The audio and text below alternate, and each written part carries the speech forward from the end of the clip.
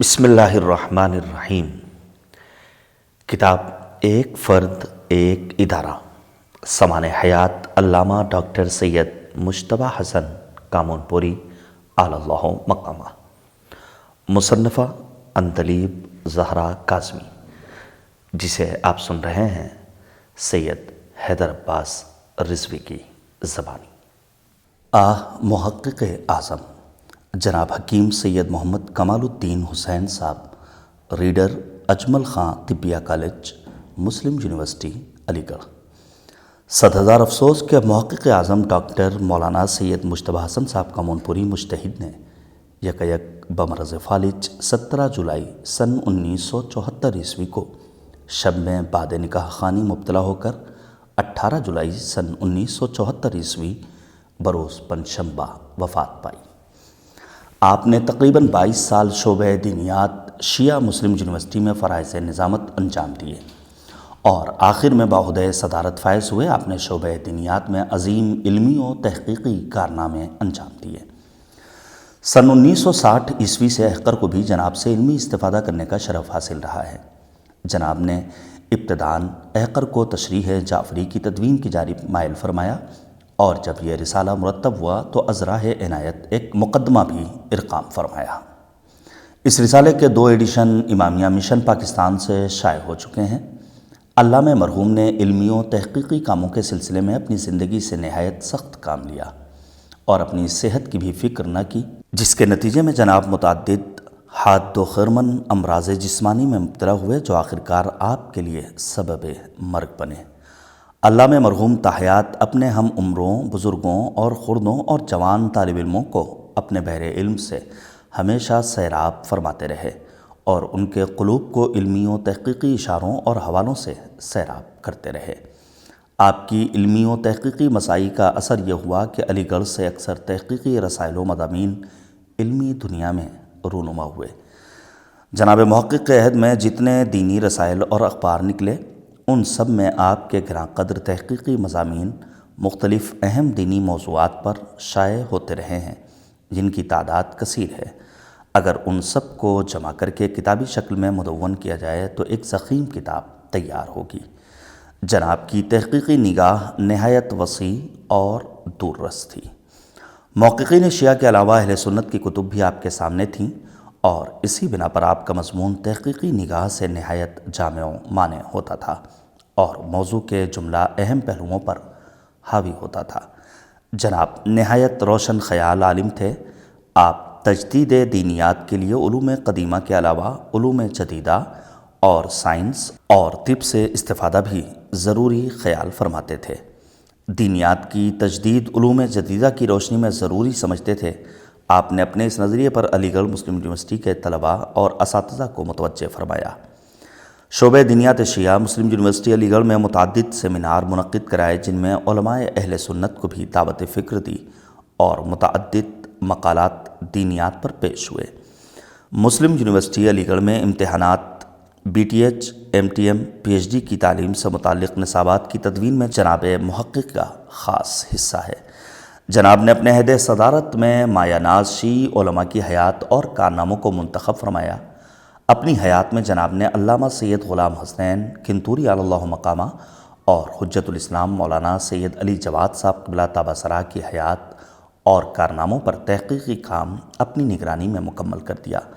آئندہ کے لیے محقق طوسی علیہ الرحمہ اور شمس العلماء مولانا سید سبط حسن صاحب علی اللہ مقامہ کی حیات پر تحقیقی کام پیش نظر تھا کہ پیام مرگ آ پہنچا اور اس حسرت کو اپنے ساتھ لے گئے۔ گو آپ مر چکے مگر آپ کا کارنامہ زندہ ہے اور رہے گا۔ ضرورت ہے کہ آپ کی حیات اور علمی و تحقیقی کارناموں پر بھی تحقیق و ریسرچ کرائی جائے۔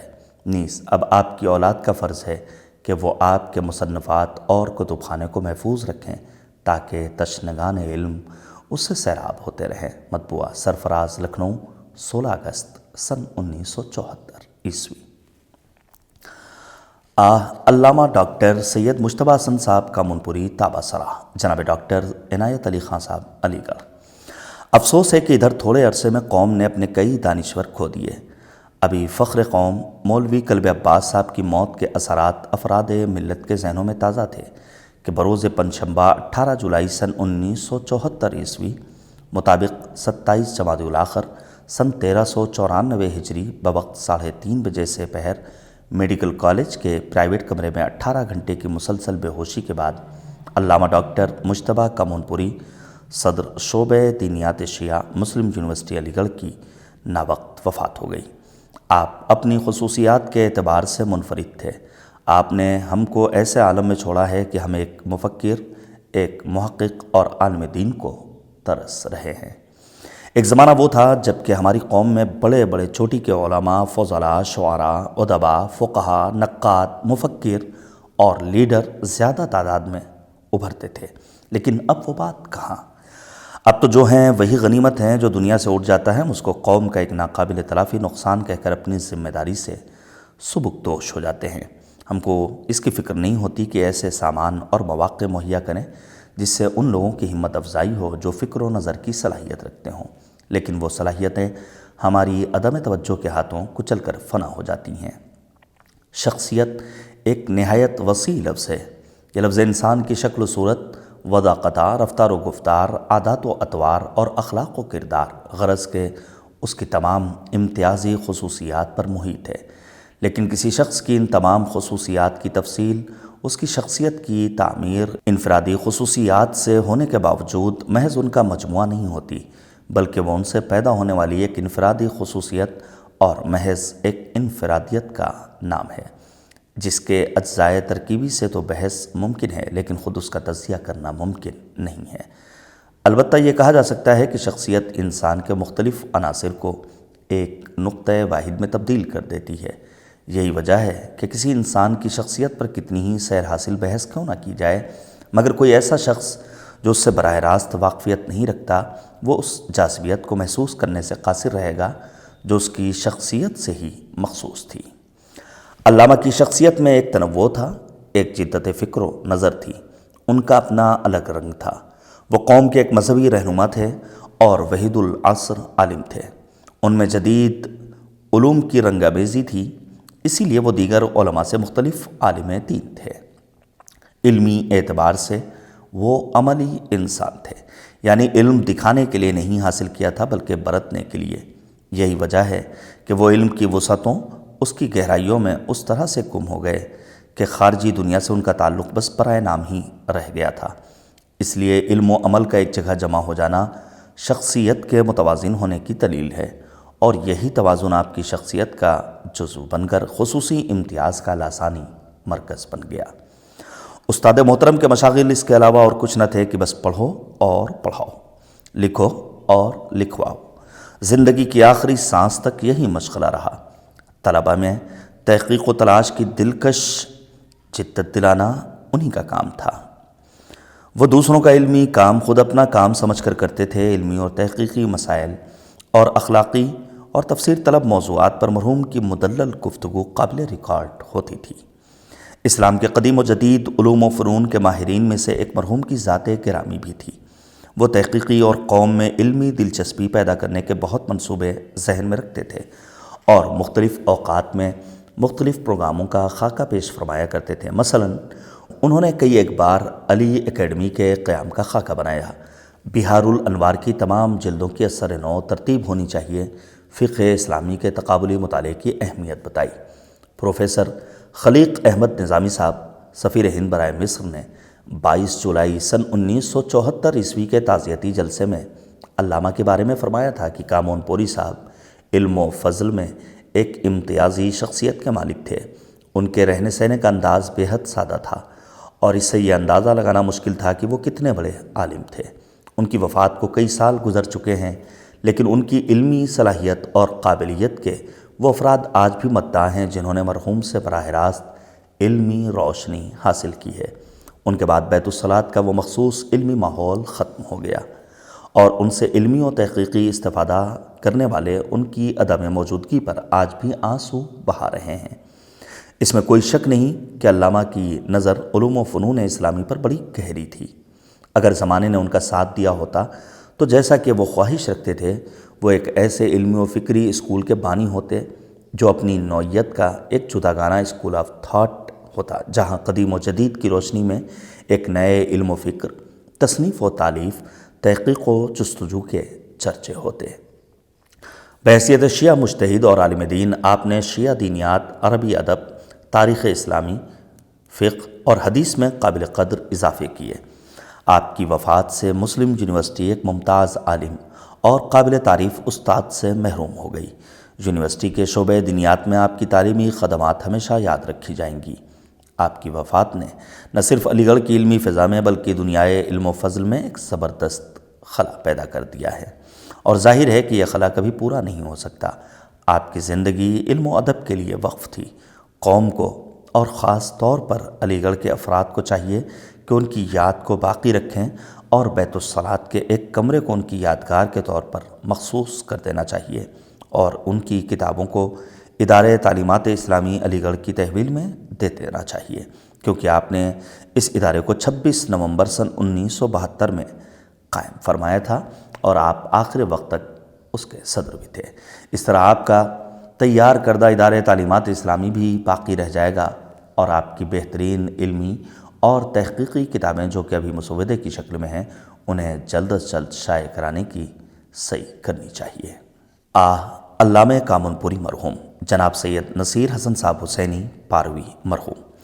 علامہ سید مجتبی حسن صاحب کامن پوری نے، جو علامہ کامن پوری کے نام سے مشہور تھے، افسوس کہ ہم سے دائمی مفارقت اختیار کر لی، یعنی قومی آواز مورخہ 21 جولائی سن 1974 عیسوی سے ان کے انتقال کی خبر معلوم کر کے انتہائی صدمہ ہوا۔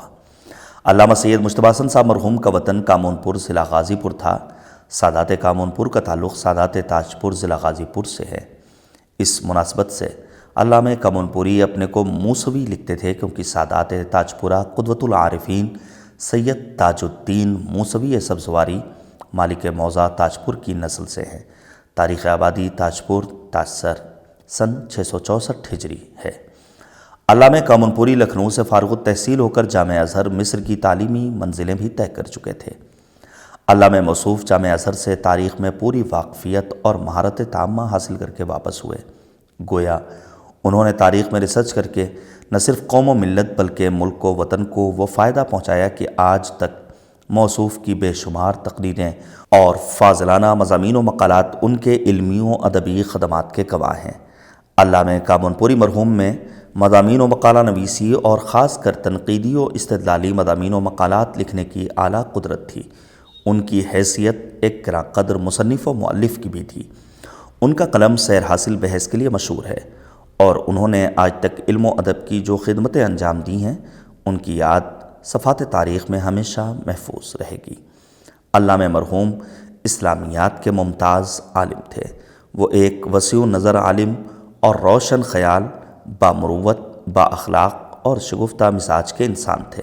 وہ خطیب بھی تھے، اور ان کی خطابت میں بیش بہا مواد ہوتا تھا۔ علامہ کامن پوری مرحوم نہ صرف ملت شیعہ کی ایک باوقار فرد تھے، بلکہ ان کا شمار مسلمانوں کی قابل قدر علمی شخصیتوں میں تھا۔ ان کی شہرت نہ صرف ہندوستان بلکہ بیرون ہندوستان میں بھی تھی۔ وہ اتحاد بین المسلمین کے حامی تھے، اور وہ ایک سلجھے ہوئے قلم کے مالک تھے۔ ان کا عنوان تحریر نہایت پسندیدہ و مؤثر و دلچسپ تھا۔ اس سلیقے کا کوئی دوسرا صاحب قلم نظر نہیں آتا ہے۔ یہ ذمہ داری لینا مشکل ہے کہ کسی کے مضامین 100% قابل قبول ہوں، اس لیے کہ جب کثرت سے مضامین لکھے جائیں گے تو ہو سکتا ہے کہ تاریخی حیثیت سے کہیں اختلاف پایا جائے۔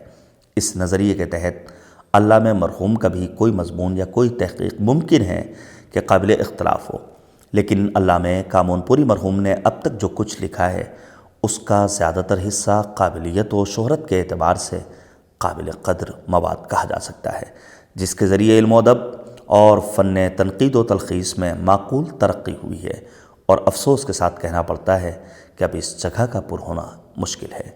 جہاں تک غازی پور کا تعلق ہے، علامہ مذکور ہمارے ہم وطن تھے۔ بنارس چھپرا ریلوے لائن پر غازی پور سے پورب چند اسٹیشن آگے کریم الدین پور ریلوے اسٹیشن کے قریب ایک موضع کامن پور ہے، جو علامہ مرحوم کا پیدائشی وطن ہے۔ وہ عرصے سے بسلسلہ ملازمت علی گڑھ مسلم یونیورسٹی سے وابستہ تھے۔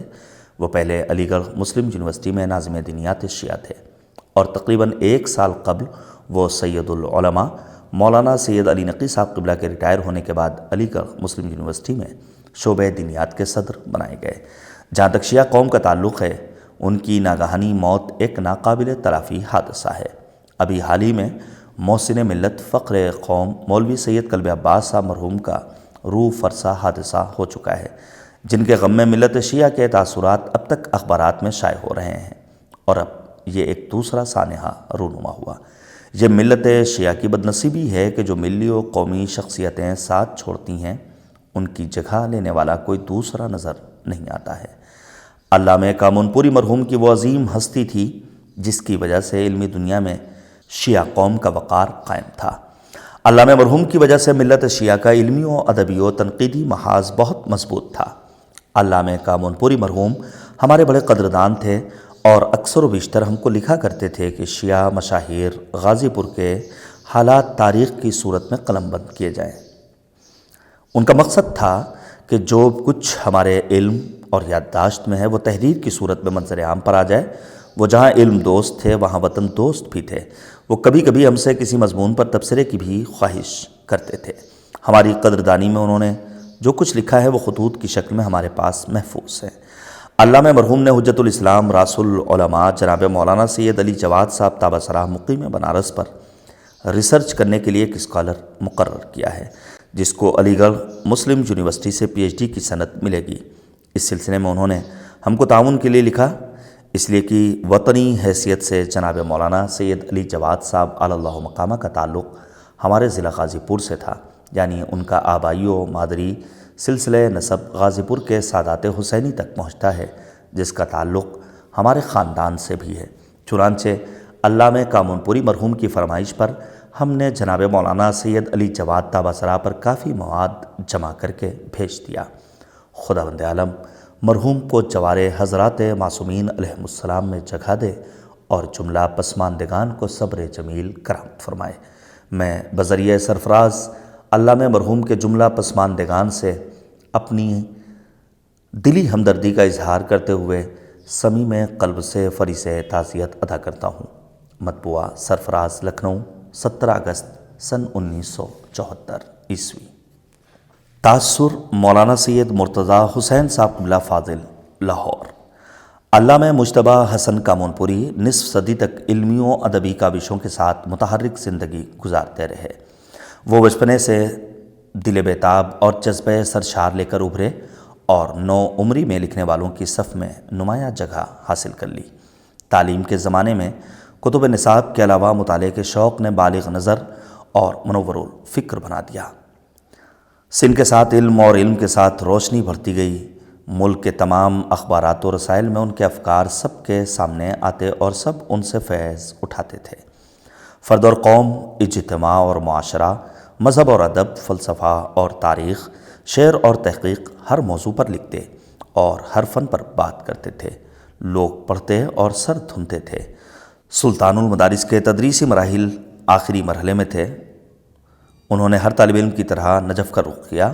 صدر الافاضل کے بعد درس خارج اور درس خارج کے بعد اجازہ حاصل کر کے مسجد یا مدرسہ بہت جفاکشی کی تو گھر بیٹھ کر لکھا پڑھا، جیسے سب بزرگ تھے ویسے ہو گئے۔ وہی ایک لیک، وہی ایک ڈگر، وہی ایک ڈنڈا۔ مولانا مجتبی حسن موسوی صدر الافاضل طالب علمی سے معلمی کے مرحلے میں داخل ہو چکے تھے۔ ان کے ذہن میں فرزندان نجف کے مراتب علم و عمل ایک ایک کر کے فانوس بنے گھوم رہے تھے۔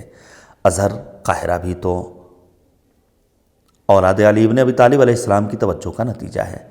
فاطمی خانوادے کی روشن شمع، جمہور کا پسندیدہ ادارہ، مشرق میں نوفکری کا دبستان، برادران اہل سنت کا محبوب و محترم ادارہ، نئے دور کا وہ عالم مانا جاتا ہے جو مصر کے جامع ازہر کا فاضل ہو۔ شیخ محمد عبدہ، شیخ رشید رضا اور شیخ طنطاوی کے پروں سے اڑنے والے مصر نے فکر کی سمت بدل دی تھی۔ مولانا سید مجتبی حسن موسوی کامونپوری نے فیصلہ کیا اور قاہرہ پہنچ گئے۔ افاضل و علماء قاہرہ نے ایسے نووارد کو دیکھا جس نے پہلی مرتبہ عرب کی زمین پر قدم رکھا تھا، جس کے مدرسے میں تدریس و تعلیم کی زبان اردو تھی، جہاں عربی اس لیے پڑھائی جاتی تھی کہ طالب علم لغت اور اسالیب بیان سے واقف ہو کر فہم قرآن و حدیث کی قوت حاصل کر سکے۔ جہاں عربی بولنے اور عربی میں بات چیت کرنے کا ماحول کبھی پیدا ہی نہیں ہوا۔ کامون پور سے لکھنؤ تک کہیں عراقی و مصری، حجازی و یمنی استاد نہ تھے کہ آدمی بغیر عربی کے چل نہ سکے۔ حیرت خیز بات تھی کہ اسی ماحول کا ایک ملا بے ساختہ، بے تکلف اور بے تکان عربی بول رہا ہے۔ عربی فصاحت جو ملتا خوش ہوتا تھا۔ مجتبیٰ حسن صدر الافاضل السید مجتبیٰ الہندی کے نام سے ازہر کے اعلیٰ درجوں میں زیر بحث تھے، اور خبر پھیل گئی کہ نزیل مصر ہندی طالب علم درجہ تخصص یعنی ڈاکٹریٹ میں داخل کر لیا گیا۔ لکھنؤ سے الرضوان نکل رہا تھا۔ مصر کے صاحبان ذوق و نظر اس سے بے خبر تھے۔ علامہ الادیب السید مجتبیٰ الموسوی نے ماہنامے سے لوگوں کو متعارف کرایا، اہل قلم اور ارباب ادب سے اس کے لیے مضمون لکھوائے، مباحثے کیے، انٹرویو لیے، اور لکھنؤ کے علمی رشتوں کو ازہر و مصر کے سلسلوں سے ملا دیا۔ علوم آل محمد علیہ السلام، آثار علماء شیعہ، افکار جعفریہ اور ادب بر صغیر کا چرچا کیا۔ یہ بہت بڑا کام تھا۔ مصر میں ہندی کو عالم و فاضل مانا جائے، اہل مصر لکھنوی کو محترم مان لیں، ایک اجنبی طالب علم شیوخ ازہر کے پاس بیٹھ سکے، مشکل سوال تھا۔ سال گزرنے سے پہلے علماء، ادباء، شعراء، اساتذہ اور طلباء کے اعترافات عام ہو گئے، اور علامہ مجتبیٰ حسن ہندی اپنی شخصیت و کردار و افکار کا لوہا منوانے میں کامیاب ہو گئے۔ یہ ان کا پہلا نفسیاتی امتحان تھا۔ ان کی آواز مصر کے اخبارات کے ذریعے گونجی، ان کے قلم نے مصر کے قاریوں سے رابطہ پیدا کر لیا۔ وہ اکابر ازہر کی نظر میں قابل توجہ بن گئے، اور اپنی علمی مہم کی پیش رفت، مطالعے کی فراوانی اور کار تحقیق و مقالہ نویسی کے انہماک سے باخبر لوگ جامعہ کے ارباب اختیار کو اچھی رپورٹیں کرتے رہے۔ مقالہ تیار ہوا، اور ماہرین نے بات چیت کے بعد انہیں ازہر کی اعلیٰ ترین سند دے دی۔ ایک شیعہ عالم علوم دین جعفری نے مذاہب اربعہ کی اعلیٰ ترین درسگاہ کو بھی دیکھ لیا، اور ایک روایتی ملا نے دوسری روایت کے نشیب و فراز بھی دیکھ لیے۔ جموں ٹوٹا۔ فکری تحریکات کے نامور ادارے سے فارغ التحصیل ڈاکٹر سید مجتبیٰ حسن کامون پوری وطن واپس آئے تو جمال الدین افغانی، محمد عبدو، رشید رضا طنطاوی جوہری کے لہجے اور ان کے تجربوں کی روشنی میں کام شروع کر دیا۔ مولانا مجتبیٰ حسن صاحب قبلہ ایک فعال ادارے کی صورت میں نمایاں ہوئے۔ کتب خانے میں کتاب شناس اور عمیق نظر محقق، ملاقات کے کمرے میں قوت آفری معمار، لکھنے کی ہمت افزائی اور فکر جدید کو مطمئن کرنے والے رہنما، کردار ساز، مصلح اور بلند نظری کی تلقین کرنے والے مدبر تھے۔ شیعہ کانفرنس ہو یا کوئی اور قومی یا ثقافتی، علمی اور عملی ادارہ، سرفراز و شیعہ اخبار ہو یا کوئی اور علمی رسالہ، دوڑ دھوپ ہو یا فکر و بحث، قلم کا میدان ہو یا خطابت کا، علامہ ڈاکٹر مجتبیٰ حسن کامون پوری ہر جگہ موجود تھے۔ انتہائی سادگی، انتہائی منکسر مزاجی، انتہائی انتھک محنت اور بے حد خلوص و للہیت کے ساتھ طلبہ میں جوش، عوام کو عمل اور اداروں کو قوت سے سرشار کرنے کا جذبہ بے مثال انہیں معاصرین میں ممتاز کرتا ہے۔ انہوں نے فلسفہ تربیت اور تجربہ جذبہ آفرینی و اخلاق آموزی کو اپنی علمی زندگی کا سب سے بڑا نصب العین بنایا تھا، اور وہ اس مقصد کے حصول میں کامیاب ہوئے۔ انہوں نے بہت سوچا، بہت لکھا، بہت لکھوایا، بہت پڑھا، بہت پڑھایا، اور اس عمل کو روشن راہ اور چمکتے چراغوں کے حوالے کر گئے۔ علامہ مجتبیٰ حسن صاحب قبلہ نے آخری دنوں میں پاک و ہند کے تمام علمی اداروں کی فکری قیادت کی۔ لکھنؤ یونیورسٹی، علی گڑھ مسلم یونیورسٹی، مدرسہ ناظمیہ، ادارے سرفراز، معارف اسلام لاہور، امامیہ مشن لاہور، حسینی مشن راولپنڈی جیسے بے شمار اداروں کو فیض یاب کیا، اور سب ان کے فیض سے آج اپنے دائرۂ کار میں خدمت دین انجام دے رہے ہیں، جس کا ثواب اور جس کی کارکردگی کا اعزاز انہیں ملتا رہے گا۔ 21 جون سن 1978 عیسوی۔ ادارہ تعلیمات اسلامی اور علامہ سید مجتبیٰ حسن صاحب قبلہ مجتہد العصر تابصرہ از جناب سید نذیر مہدی نقوی صاحب ادیب کامل BA۔ روئے زمین پر ہر طبقہ اور ہر گروہ کے لوگوں نے اپنے اپنے حلقے میں مذہبی کام کیے ہیں۔ مثال کی چندہ ضرورت نہیں، صرف اتنا دیکھنا ہے کہ دنیا میں جتنے بھی پرائیویٹ یا سرکاری اور نیم سرکاری ادارے ہیں، وہ سب کسی نہ کسی دماغ کے اختراع کا نتیجہ ہیں۔ اس لیے کہ ایسے لوگ جو سوچے ہیں اس پر عمل پیرا ہو کر اپنے خیالات کو بروئے کار لاتے ہیں۔ مثلاً سر سید احمد خان نے سوچا کہ مسلمانوں کی ذوب و حالی کو دور کرنے اور ان کو اونچا اٹھانے کے لیے تعلیم کی ضرورت ہے۔ اس لیے انہوں نے پڑھا تھا کہ اسلام جو آفاقی مذہب بن کر دنیا میں چمکا، اس کا سبب علم اور صرف علم تھا۔ قرآن مجید علم کا خزانہ، رسول شہر علم اور علی باب مدینۃ العلم نے اسلام کو بام عروج تک پہنچا دیا۔ قرآن کا درس اقوام عالم کے لیے ہے اور دنیا اس سے جو فائدے اٹھا رہی ہے یا اٹھائے ہیں وہ تاریخ کے جاننے والوں سے پوشیدہ نہیں ہے۔ اسلامی دنیا میں قرون اول سے لے کر عصر حاضر تک کتنے ہی ادارے کھلے، وہ کامیاب رہے یا ناکام، بہرکیف کھلے تو اب سوال رہا مقصدیت کا۔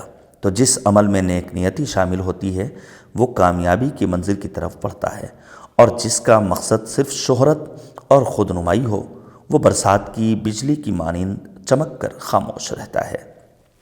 مولانا ڈاکٹر سید مجتبیٰ حسن صاحب قبلہ مجتہد العصر علی گڑھ نے صرف تدریس و تحقیق ہی میں اپنا وقت نہیں گزارا، بلکہ انہوں نے اپنی زندگی کا مقصد بالکل ویسا ہی قرار دے رکھا تھا جس طرح فخر قوم نے خدمت خلق کے لیے اپنے کو وقف کر رکھا تھا۔ مولانا بھی قوم کا درد رکھتے تھے اور اخبار و رسائل اور خط و کتابت کے ذریعے ملک کی مسلم سوسائٹی سے اس طرح قریب تھے جیسے روح جسم سے۔ آپ جب بھی سنتے تھے کہ فلاں مقام پر فلاں حادثہ رونما ہوا ہے، فوراً اپنے قلم کو حرکت میں لاتے اور مصلحانہ اور مدلل مضامین سے جرائد کو بھر دیتے تھے۔ نتیجہ یہ ہوتا تھا کہ لوگ حق کی بات کو تسلیم کر کے خاموش ہو جایا کرتے تھے۔ مولانا کا دل چاہتا تھا اور ہمیشہ اس فکر میں غلطاں رہے کہ قوم کو ایک نیا موڑ دیا جائے، اس کے اندر سے فرسودہ رسوم کو الگ کیا جائے اور اس کے اندر علم و عمل کی روح ڈال دی جائے، اور پھر یہ قوم اور اصل پیروان علی کہلانے کے لائق بن سکے۔ مولانا کے اندر سب سے بڑی خوبی یہ تھی کہ ان کی نظر انجام پہ رہا کرتی تھی۔ آپ عزم و استقلال کے بادشاہ تھے، آپ کا دل الفت شبیر میں شرابور تھا، زور تقریر و تحریر میں برجستگی بے پایاں تھی۔ آپ اخلاق کے بلند مرتبے پر فائز تھے۔ آپ نے چھوٹے بڑے، رنگ و نسل، امیر و غریب میں کبھی فرق نہیں محسوس کیا۔ میں نے مولانا کو قریب سے دیکھا ہے۔ اگر میں مولانا کے خیالات کو قلم بند کروں تو اس کے لیے دفتر کے دفتر درکار ہیں اور کافی وقت کی ضرورت ہے۔ رمضان المبارک سن 1392 ہجری کا زمانہ تھا۔ 4 ماہ رمضان کو میرے خسر معظم جناب سید احمد رضا صاحب بالگرامی مرحوم کے دیسے کی مجلس مولانا نے بیت الصلاۃ میں پڑھی۔ بعد ہو آپ نے مجھ سے کہا، میں نے بیت الصلاۃ کو امام باڑے کی شکل دے دی ہے، یہاں سب لوگ مجلس و ماتم، روزہ، نماز اور جملہ امور دینی کو انجام دیں، اور یہ بھی کہا کہ اعلان کر دو کہ اپنے مردوں کے ایصال ثواب کی مجلس جمعے کو بعد نماز مغربین بیت الصلاۃ میں کیا کریں۔ اس کے بعد مولانا نے بڑی حسرت بھری بات کہی جو آج تک میرے کانوں میں گونج رہی ہے۔ آپ نے کہا، میاں نذیر، میں کیا بتاؤں کہ میرے سینے میں کیا بھرا ہوا ہے، مگر افسوس کہ کوئی ایسا شخص نہیں ملتا جو میرے خیالات کی ترجمانی کر سکے۔ میں نے بہت اصرار کیا کہ آپ مجھ پر اپنے خیالات کو ظاہر کر دیں، چنانچہ مولانا نے پھر کہنا شروع کیا، علی گڑھ میں جو شیعہ حضرات ہیں ان میں سے چند کو چھوڑ کر بقیہ سبھی مذہب کی طرف سے بے توجہی برتتے ہیں اور کھل کر سامنے آنے میں شرم محسوس کرتے ہیں۔ اگرچہ یہ لوگ اونچی تعلیم حاصل کر چکے ہیں مگر ان کے اندر عربی، فارسی، تاریخ دانی اور ذاکری کا شوق کم ہے۔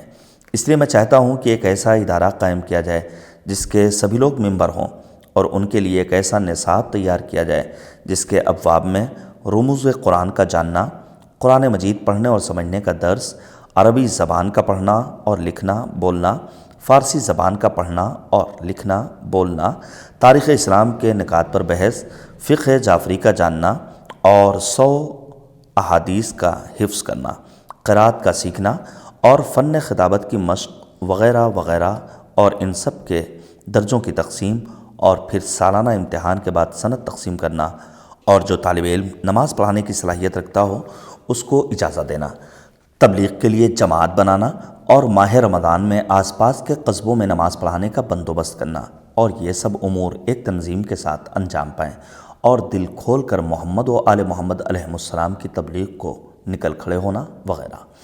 اور پھر اس کے لیے ایک نوجوان کی ضرورت ہے جو بلا کسی لالچ کے قومی خدمات کے لیے کام کر سکے، اور وہ جو بھی کرے اللہ کے لیے کرے۔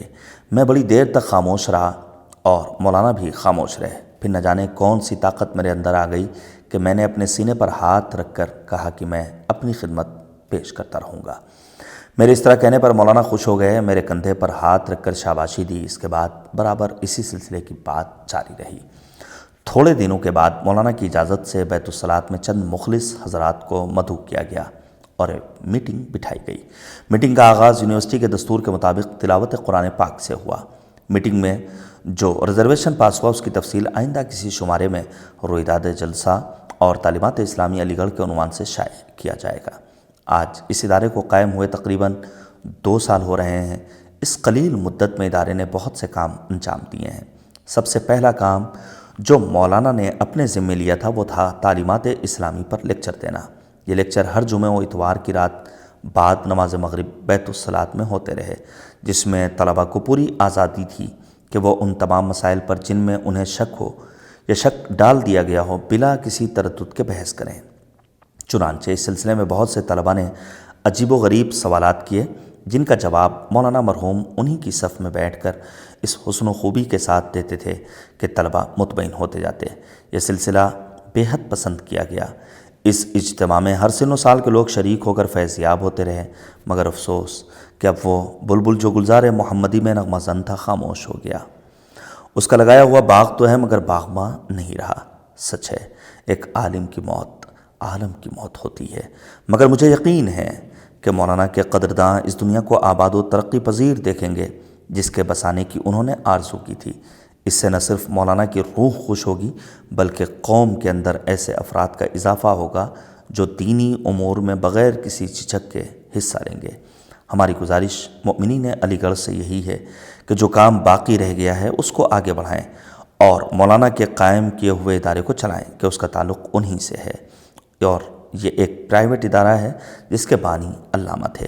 اس کی اپنی ایک لائبریری کھولی جائے، درس قرآن اور قرات کی کلاسیں کھولی جائیں، تصنیف و تالیف کا شعبہ قائم کیا جائے۔ اس وقت تنہا ادارہ تعلیمات اسلامی کا آرگن جرید جعفری اپنی خدمات انجام دے رہا ہے جو ناکافی ہے۔ مطبوعہ جرید جعفری، علی گڑھ، 15 ستمبر سن 1974 عیسوی۔